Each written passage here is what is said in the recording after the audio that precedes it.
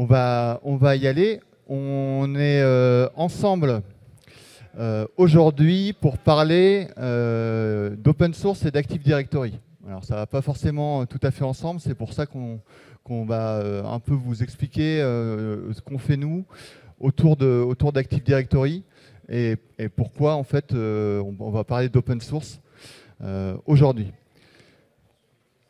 Donc David Coutader et Clément Oudot, alors on est tous les deux membres de la société Vortex, qui est une société d'expertise en open source.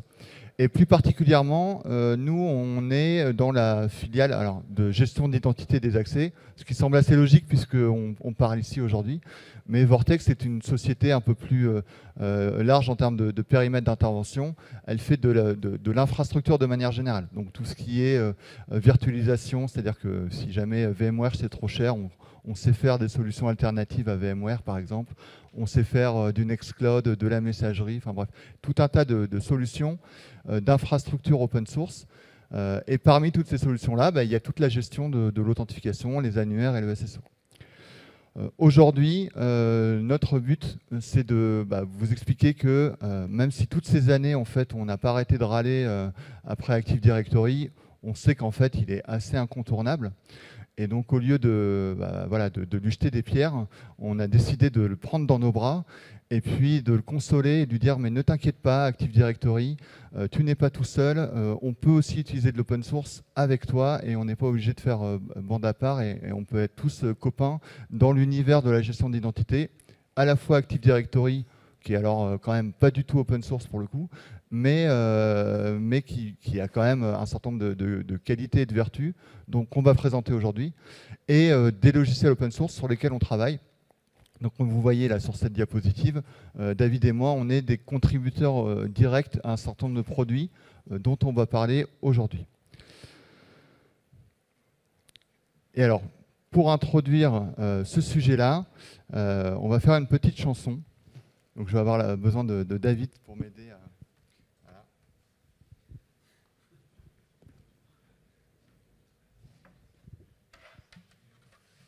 Donc j'espère que vous allez reconnaître.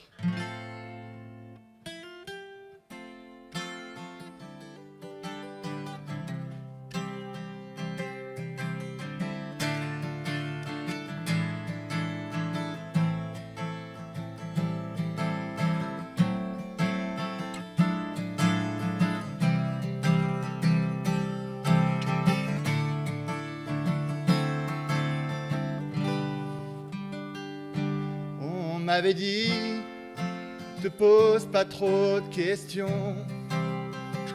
Active Directory, comme annuaire, il est bon. Il gère les groupes, les comptes et les mots de passe. On l'interroge pour savoir ce qui se passe et qui a les droits. Qui a les droits? Qui a les droits de faire ça dans le système d'information? On veut son mail et puis son nom. On m'avait dit, les annuaires sont tous pareils. Le protocole LDAP, tout le monde le respecte. Mais pour AD, il faut s'adapter. Changer son code pour pouvoir enseigner. Qui a les droits? Qui a les droits? Qui a les droits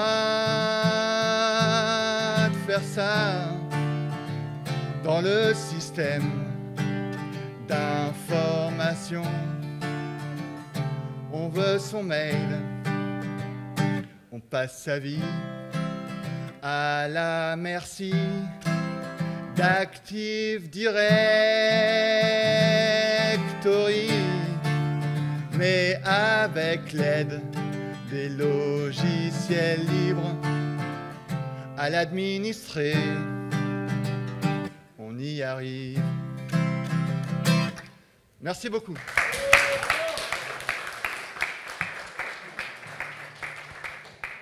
Voilà, donc tout ça pour introduire, ça c'était le résumé de la conférence, donc si vous avez autre chose à faire, voilà, vous pouvez y aller. Mais on va maintenant vous montrer, et je vais laisser David, alors je vous laisse les paroles, comme ça si vous voulez faire des karaokés chez vous, il y aura les diapos. Voilà. Je vais laisser David voilà, introduire le sujet et parler justement de ce fameux protocole LDAP et d'Active Directory. Oui, alors comme vous avez compris, on va parler un petit peu de LDAP et d'Active Directory. Donc le protocole LDAP, donc déjà c'est un acronyme, c'est Lightweight Directory Access Protocol. Qui dit lightweight dit qu'il est plus léger. Alors plus léger par rapport à quoi? En fait, à l'avant, il y avait un certain nombre de protocoles qui existaient, notamment X500 et puis après DAP, voilà, qui étaient des protocoles plus complexes que Lightweight Directory Access Protocol. Et donc qui a été LDAP qui a été inventé pour, voilà, pour être plus simple à mettre en œuvre, plus efficace, plus rapide. Il est apparu, c'est un protocole qui n'est pas tout jeune, hein, il est apparu à la fin des années 80. Le LDAP, voilà, et la version 3 aujourd'hui, publiée en 98, donc elle n'a pas évolué aussi depuis un bon bout de temps. Voilà. 98. Il y a un certain nombre de choses qui sont définies par le protocole, notamment la définition du modèle de données, également les schémas, donc globalement ce qu'on va retrouver en fait dans l'annuaire, les types de données, comment on définit des attributs, comment on définit des entrées, et également les opérations. Alors les opérations finalement c'est assez simple puisqu'il y en a assez peu, il y en a exactement 9 en fait dans le LDAP. Des opérations qui permettent de se connecter, de lire et d'écrire. Voilà, et donc justement on va prendre un petit exemple concret. Voilà un exemple de communication LDAP avec l'établissement d'un tunnel, avec ici une première connexion. Et le tunnel ensuite est ouvert jusqu'à la déconnexion. Et donc dans ce tunnel LDAP, on va pouvoir faire un certain nombre d'opérations. Ici, par exemple, on commence par s'authentifier. L'authentification est réussie, donc le serveur renvoie une authentification réussie. Derrière, une fois qu'on est authentifié, le client va prendre l'initiative de faire une première requête de recherche. Et là aussi, ça va réussir, et donc le serveur va renvoyer en fait les résultats, avec le succès de l'opération. Ensuite, le tunnel est toujours ouvert. Le client va cette fois prendre l'initiative de faire une modification d'entrée. Et cette fois-ci, il va y avoir une erreur. On peut imaginer par exemple que l'entrée n'existe pas. Et donc le serveur retourne cette erreur. Et donc là, le client, en recevant en fait ce résultat, va faire une opération de création d'entrée cette fois. Et là, ça va réussir. Et donc à cette étape-là, le client prend la décision de fermer la connexion, l'opération unbind, pour mettre fin à la communication. Ça se passe évidemment quand les clients sont bien codés.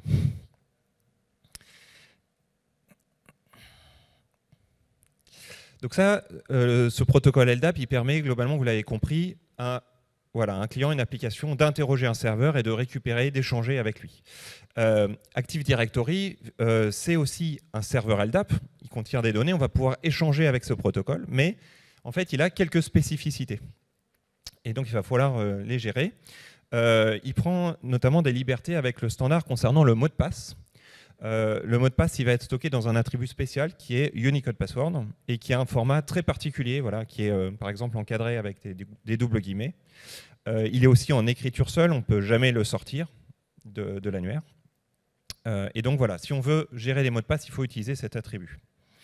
Par ailleurs, il y a aussi des notions de pagination. Alors à la fois du côté du nombre d'entrées, mais aussi en termes d'attributs. Donc pour une entrée, c'est-à-dire une fiche utilisateur, par exemple, on ne va pas pouvoir en récupérer plus de 1000 par défaut sur AD. Et donc si on en veut plus que 1000, ça veut dire qu'il faut gérer cette pagination et demander là ou les pages suivantes successivement. Et c'est la même chose concernant les attributs également. Donc par exemple, un attribut important, ça peut être l'attribut qui stocke les membres d'un groupe. Quand les groupes sont très nombreux et surtout sont très volumineux, ils peuvent stocker plus de 100 voire 1000 entrées, enfin 100 ou 1000 valeurs d'attributs. Et donc il faut gérer ce range pour pouvoir pour récupérer plus que cela. Enfin, donc, il y a aussi les notions de classes d'objets. Donc pareil, AD a pris aussi la liberté d'implémenter d'autres classes d'objets que les standards qui sont définis dans des RFC. Par exemple, pour les utilisateurs, ils utilisent une classe simplement qui s'appelle user, et pareil pour les groupes, ça s'appelle simplement groupe. Donc il faut les prendre en compte. Il y a aussi des attributs spéciaux qu'on pourrait appeler attributs opérationnels qui servent à la gestion, à la maintenance interne. Et en l'occurrence, le premier, qui s'appelle User Account Control, est assez intéressant parce qu'il va contenir des flags qui permettent de déterminer le statut du compte. S'il est verrouillé, si le mot de passe va bientôt expirer, voilà, ce genre de choses. Les deux derniers, Object GUID et Object SID, ce sont plus des attributs qui servent à déterminer l'identifiant de l'utilisateur. Et ce qui est spécifique là-dedans, c'est que ce sont des attributs binaires. Donc voilà, quand vous les récupérez, il faut prendre en compte ce fait que ce soit des attributs binaires. Et puis une dernière chose aussi, c'est que les formats de date dans Active Directory, elles ont un format spécial aussi, c'est le nombre d'intervalles de 100 nanosecondes depuis le 1er janvier 1601. Parce que pourquoi pas, voilà. Mais encore une fois, c'est vraiment une convention il va falloir s'appuyer sur des librairies ou coder en fait ça pour pouvoir prendre en compte ces dates-là. Bref, la conclusion de ce que je suis en train de vous dire dans tout ça, c'est que toutes ces spécificités, il faut les prendre en compte, il faut s'adapter en fait par rapport à ces attributs, à ces classes d'objets pour pouvoir les gérer côté Active Directory. Et donc, pour faire face à ça... Voilà, alors c'est vrai que nous, quand on est développeur open source, on a l'habitude de respecter les standards à la virgule près. Et donc, on fait du LDAP. Et je pense que vous connaissez tous OpenLDAP, qui est un annuaire LDAP en fait, qui respecte les standards, qui est open source, etc. Et donc, par défaut, on développe nos logiciels pour que ça fonctionne avec OpenLDAP. Et puis, après, on dit Active Directory, il n'y a pas de problème, ça respecte le protocole LDAP. Et puis, patatras, en fait, il y a plein de choses qui ne marchent pas. Bon, ceci dit, en fait, nos clients, ils nous disent on est désolé, mais on n'a pas eu le choix. Hein. C'est un peu le syndrome de Stockholm. On a notre Active Directory.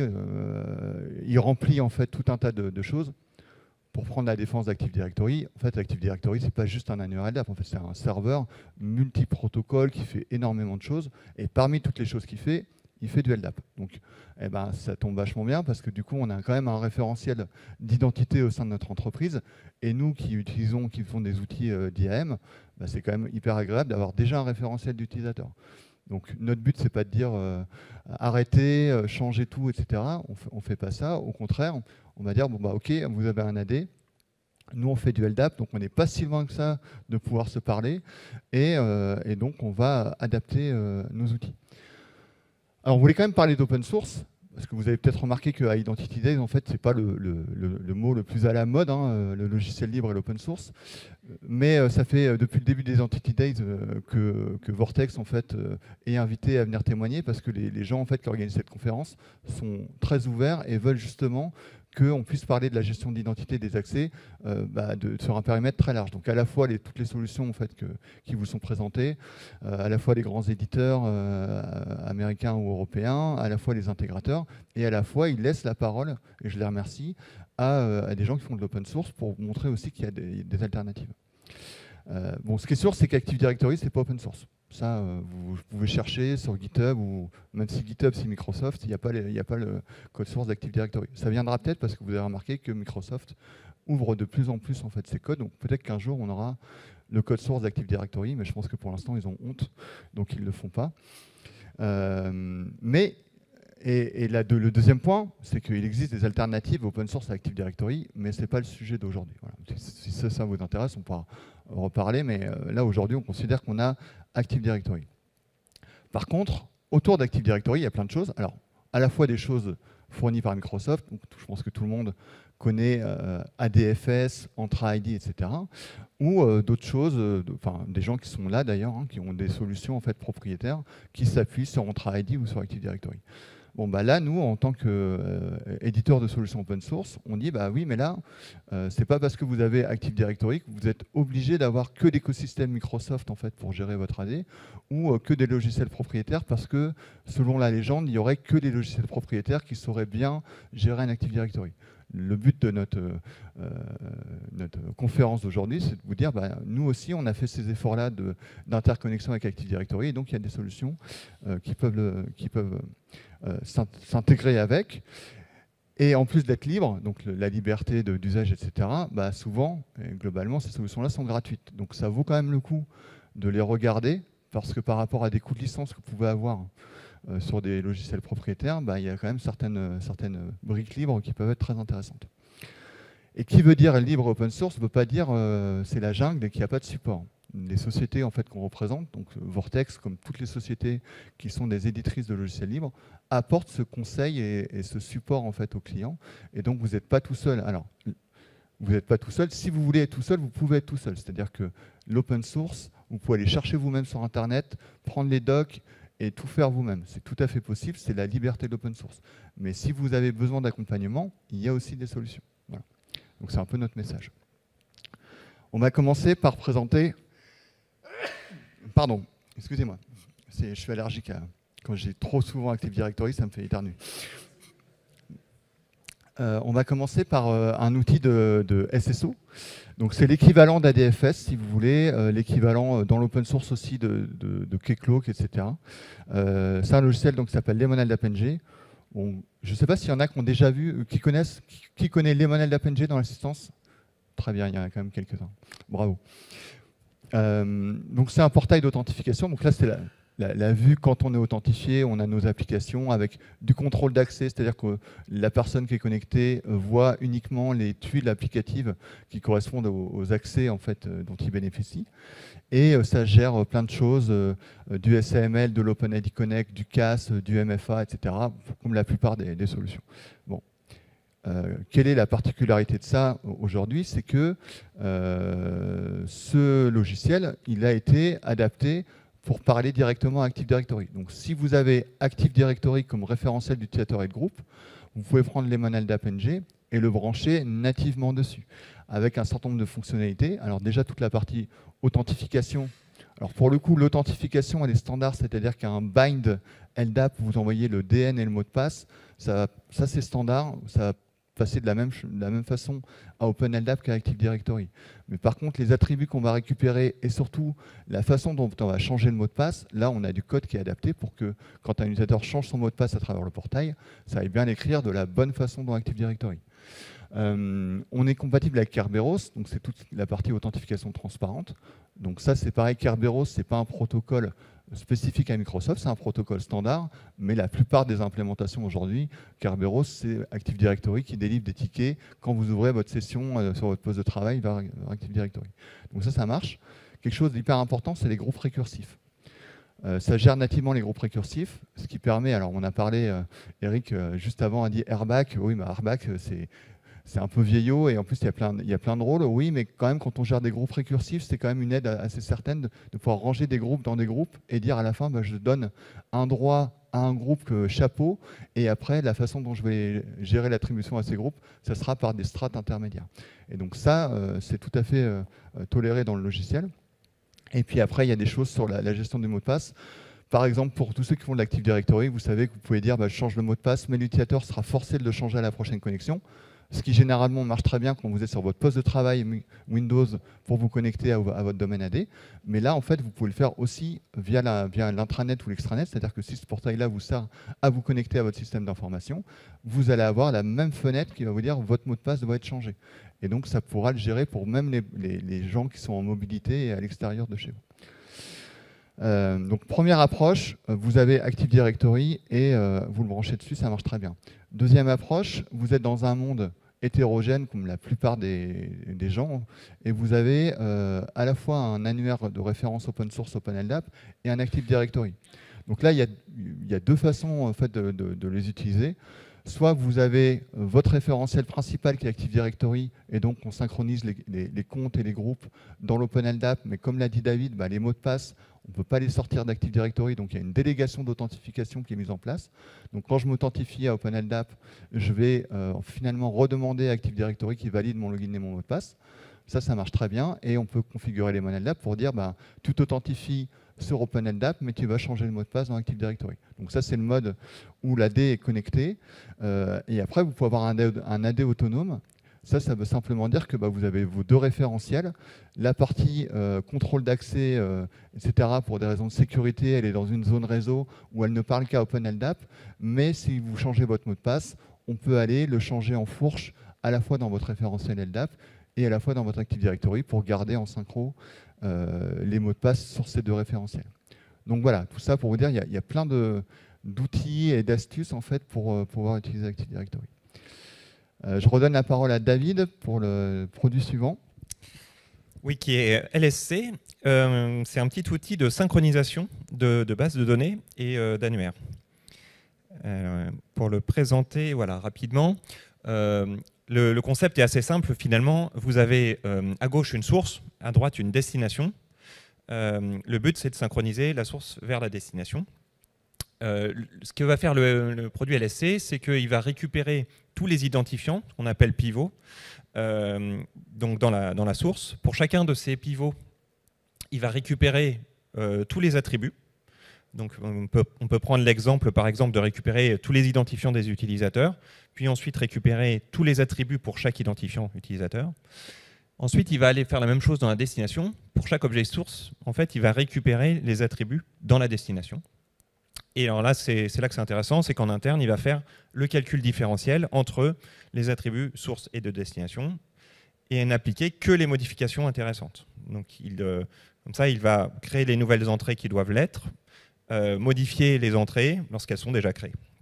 Et il peut aussi, bien sûr, supprimer les données en destination qui n'existent plus en source.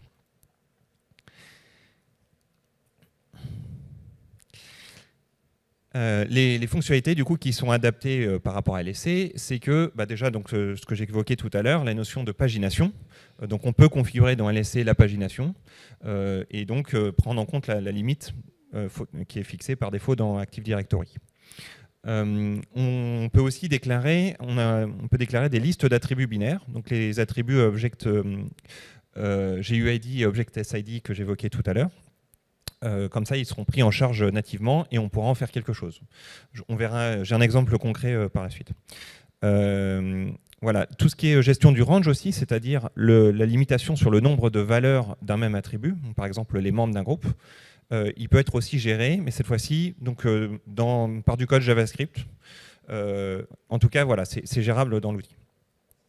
Par contre, on a mis à disposition des fonctions pour essayer d'être un peu plus user-friendly, un peu plus efficace concernant les mots de passe. Donc, on a mis à disposition une fonction getUnicodePassword qui permet de convertir automatiquement un mot de passe en clair vers ce que vous voulez stocker dans Active Directory. On a fait aussi de même pour manipuler l'attribut User Account Control, le fameux attribut qui sert en fait à définir le statut du compte, avec, si vous vous rappelez, en fait l'état en termes de verrouillage, de blocage de compte, etc. En fait, ce sont des flags qui sont prévus dans cet attribut, donc grâce à 3 fonctions.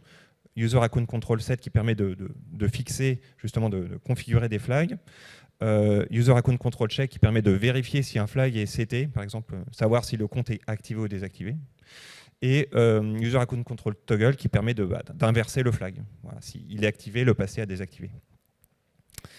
Donc tout ça, ça permet de gérer les statuts de compte. Et enfin, donc, une fonction aussi qui permet de convertir les dates, donc les fameuses 100 nanosecondes dont je parlais tout à l'heure. On a des fonctions pour évidemment convertir dans un sens ou dans l'autre vers un timestamp Unix. Voilà. Par exemple, ceci, c'est une fonction qu'on peut tout à fait utiliser pour convertir donc c'est un ensemble d'octets, et qu'on convertit ici dans le cas précis dans un format qui n'est pas binaire, donc en entrée UID par exemple, côté OpenLDAP. Donc voilà, la fonction peut paraître un peu compliquée, mais voilà, en tout cas, sur quelques lignes, en fait, on peut tout à fait convertir et s'adapter pour Active Directory. Alors voilà, quels seraient les cas d'usage qu'on pourrait utiliser sur LSC pour faire de l'AD? On en a regroupé quelques-uns, il y en a d'autres évidemment, mais l'un des premiers exemples, ça peut être de convertir ce qu'on appelle les groupes dynamiques. Un groupe dynamique, côté LDAP, c'est un groupe qui est constitué dynamiquement par une recherche LDAP qui est faite en interne, qui va rapatrier automatiquement les membres dans le groupe. Donc les membres ne sont pas en dur, ils sont calculés à la volée. Et donc ça, on peut utiliser les groupes statiques, par exemple, dans un annuaire OpenLDAP et les pousser dans un Active Directory. Voilà, c'est un des usages. On peut bien sûr synchroniser les statuts de compte, avoir des comptes dans OpenLDAP et dans AD, et puis dire que s'il est bloqué dans l'un, il est bloqué dans l'autre, ou réciproquement.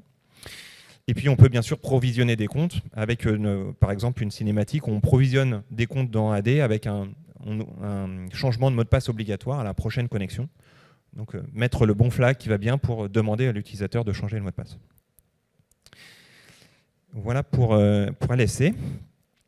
Je vous propose maintenant de parler de LTB. Alors LTB, c'est quelque chose qui regroupe plusieurs outils. On va commencer par parler de Self-Service Password. Donc c'est une petite interface que vous voyez ici, assez simple, hein, qui permet pour un utilisateur de changer son mot de passe. Je ne sais pas si vous voyez bien jusqu'au fond, mais donc en haut, il y a 3 onglets qui permettent de choisir un peu les méthodes de changement de mot de passe. La première, celle qu'on voit ici, c'est quand on se rappelle de son ancien mot de passe, cas qui arrive très peu fréquemment, on va se dire. Sinon, il y a aussi des cinématiques où on change son mot de passe par mail ou par SMS. Voilà. Donc cet outil peut évidemment être adapté avec AD. Il a en fait tout simplement un paramètre qui s'appelle AD Mode qu'on peut activer. Et donc dans ce cas, il utilise le format Unicode Password d'Active Directory. Après, il y a aussi 3 options supplémentaires qui permettent d'être un peu plus fin dans le paramétrage, notamment une option qui s'appelle Force Unlock qui permet de déverrouiller le compte lors du changement de mot de passe. Donc ça le déverrouille automatiquement. On a un autre paramètre Force Password Change qui, lui, oblige au contraire le changement à la prochaine connexion. Donc très utile quand on initialise le compte, par exemple. Et enfin, on a un autre paramètre qui s'appelle Change Expired Password. Donc ça, c'est plutôt pour être un peu plus cool par rapport à l'utilisateur. On autorise le changement de mot de passe, même lorsqu'il est expiré, donc pour permettre à l'utilisateur d'être plus autonome. Passons maintenant à White Pages, qui est un autre outil de la suite LTB. White Pages, c'est une petite interface aussi, mais cette fois-ci destinée plutôt à visualiser les comptes.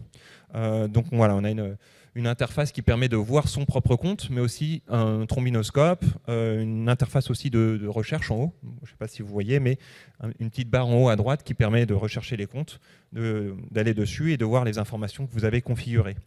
Et justement, l'outil est assez configurable puisqu'il permet justement de paramétrer précisément les attributs que vous allez afficher, y compris par exemple un attribut de photo, pour récupérer la photo dans si c'est un OpenLDAP dans l'attribut qui va bien et si c'est un AD dans l'autre attribut qui va bien. Et évidemment, l'outil prend en charge aussi la pagination des résultats. Et après, de manière générique, on peut le paramétrer pour récupérer les utilisateurs par rapport aux classes d'objets que vous avez définies dans l'annuaire. Donc des classes d'objets AD lorsque vous tapez un AD ou OpenLDAP quand vous tapez un OpenLDAP. Et il en va de même pour les groupes.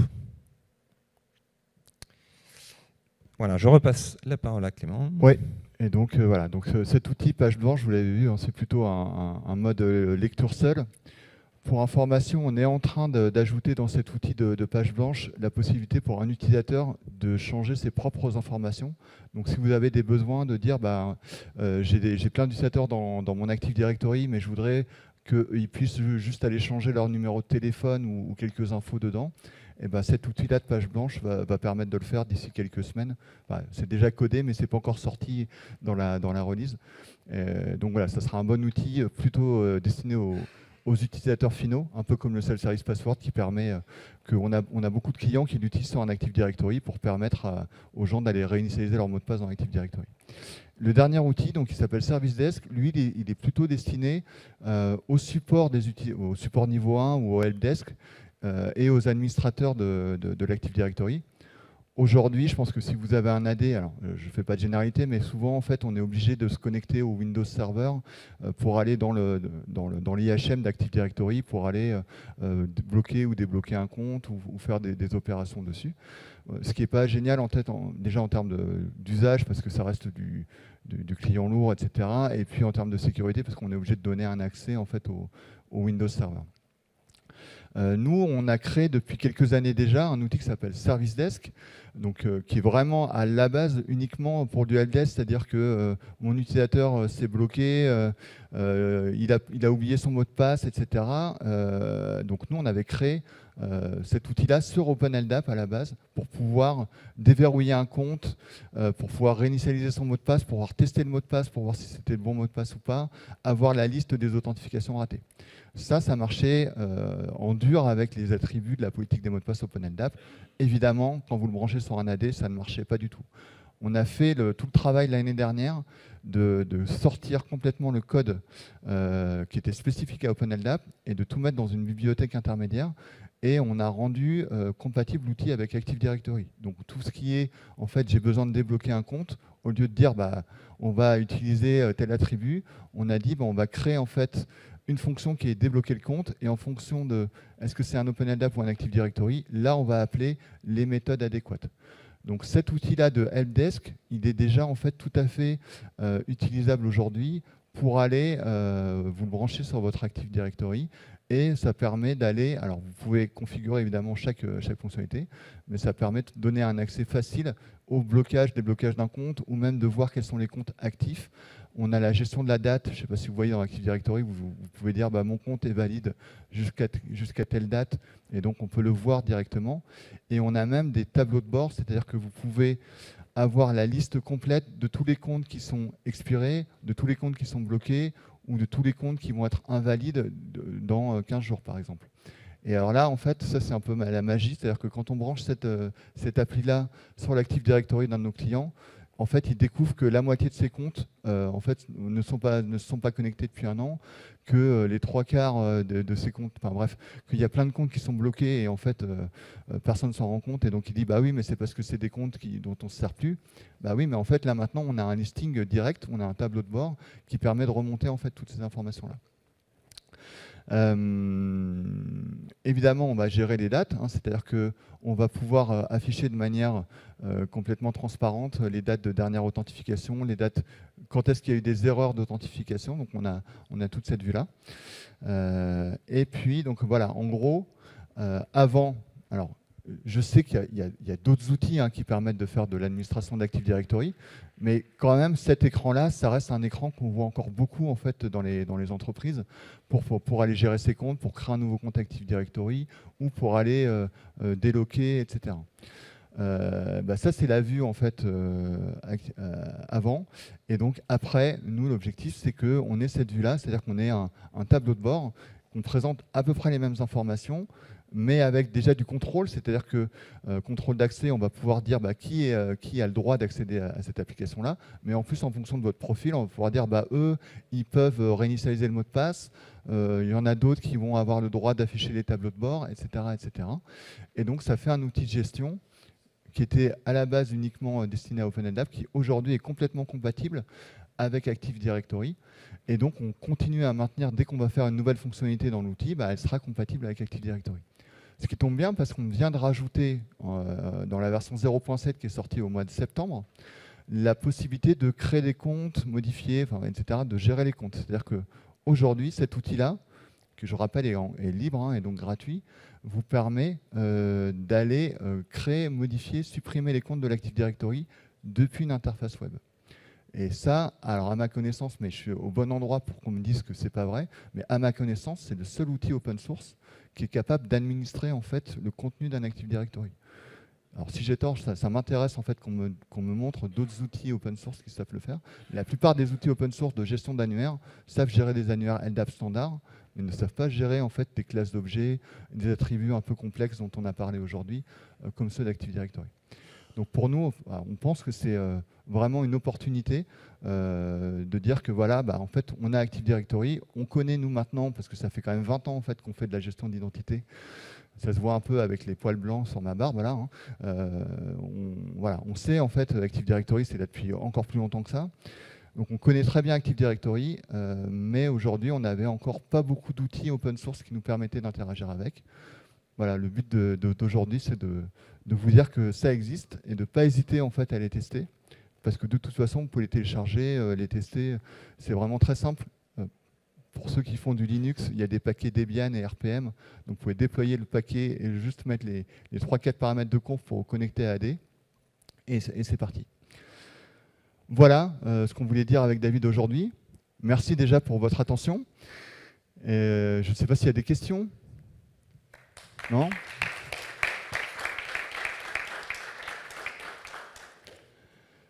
Oui, une question ? Ouais. Ouais. Alors c'est du web. Voilà, pour être transparent, tout des interfaces là, c'est du PHP. Sauf les LDAP qui est du Perl, mais c'est pas grave, on s'en sort quand même. Ça marche très bien, voilà. Ça c'est du PHP, ouais, tout à fait. Donc c'est du web, et donc vous pouvez protéger par des reverse proxy, par vos solutions d'authentification, etc. C'est hyper simple. Oui. Alors il n'y a pas d'API sur ce logiciel-là directement. Sur les autres, sur Self-Service Password, il y a des API. C'est-à-dire qu'il y a une API REST qui permet d'aller déclencher un changement ou un reset de mot de passe par API. Et donc, ça vous permet d'avoir une API pour ça. Vous le branchez à AD, il fait l'API REST, et donc vous pouvez faire par API la partie gestion de mot de passe. Celui-là, pas encore, mais on nous a fait la demande, donc c'est possible que ça arrive plus tard. Ouais. Oui. Donc le MFA est supporté dans la partie de Lemon LDAP NG, donc le portail d'authentification qu'on a montré, et donc tout type de MFA, enfin tout type. C'est prétentieux de dire tout type. TOTP, code par mail, code par SMS via une API SMS, FIDO2. Et alors, on avait commencé par les YubiKey, donc le vieux protocole YubiKey est supporté, même s'il est déprécié. Le FIDO1 est supporté, même si c'est déprécié. Donc maintenant, c'est FIDO2. Mais déjà, FIDO2, TOTP, globalement, on couvre pas mal de cas d'usage, plus l'envoi d'un code par mail dans certaines situations. Donc ça, c'est natif. Voilà. Oui.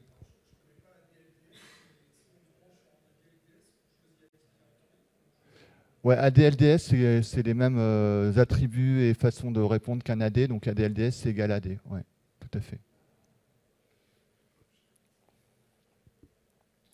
Et on fait de la fédération d'identité avec Entra ID. On n'a pas trop parlé d'Entra ID parce que c'est un autre domaine. Là, on parlait vraiment de la partie annuaire AD. Mais comme Entra ID fait du SML et de l'OpenID Connect, on est interopérable via ces protocoles-là. Ce n'est pas tout à fait le même sujet, mais globalement, il y a des passerelles. Il faut reconnaître que Microsoft a quand même fait un certain nombre d'efforts ces dernières années, notamment sur OpenID Connect, où il y a beaucoup moins de bizarreries dans l'OpenID Connect de Entra ID que de bizarreries dans le LDAP d'Active Directory. Mais ça, c'est historique. Là, je pense que les gens chez Microsoft ont compris que ça ne servait à rien de jouer tout seul dans sa cour à soi et qu'il fallait être interopérable. Donc pour OpenID Connect, même SAML, il y a beaucoup plus de facilité d'interconnexion avec Entra ID et ça marche assez bien. Voilà, et je vous libère, on va pouvoir manger. Merci. Et puis on est là avec David toute la journée, donc n'hésitez pas. Voilà.